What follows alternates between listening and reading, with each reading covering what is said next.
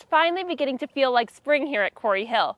Spring is my favorite season because new life can be found all around you. If you look really closely, you can start to notice small, delicate flowers blooming. These spring flowers have a very short above-ground life. After blooming, they will disappear, retreating underground until next year.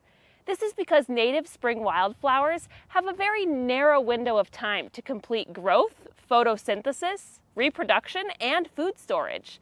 These forest wildflowers must complete all of these tasks before the trees and other plants block out the sun from reaching the ground. I'm going to introduce you to a few of my favorites.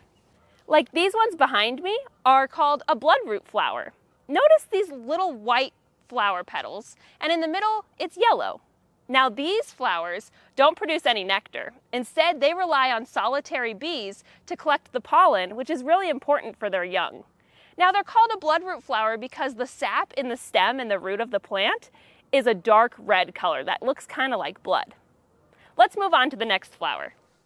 Another spring wildflower that you can find this time of year is called Dutchman's Breeches. This is also a white flower, but it looks like a pair of pants that's hanging upside down. This flower is perfect for bumblebees. They can reach the nectar inside the flower, and it's the perfect food for them as they're waking up this spring.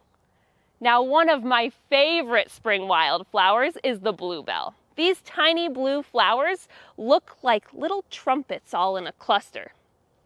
When this flower is blooming, it can cover the entire forest floor, transforming it into a sea of blue. Now, these flowers are perfect for butterflies. Their long proboscis can reach all the way into the trumpet of the flower. I wonder how long the spring wildflowers will be blooming for this year. I wonder why each flower attracts different pollinators. I wonder what you wonder.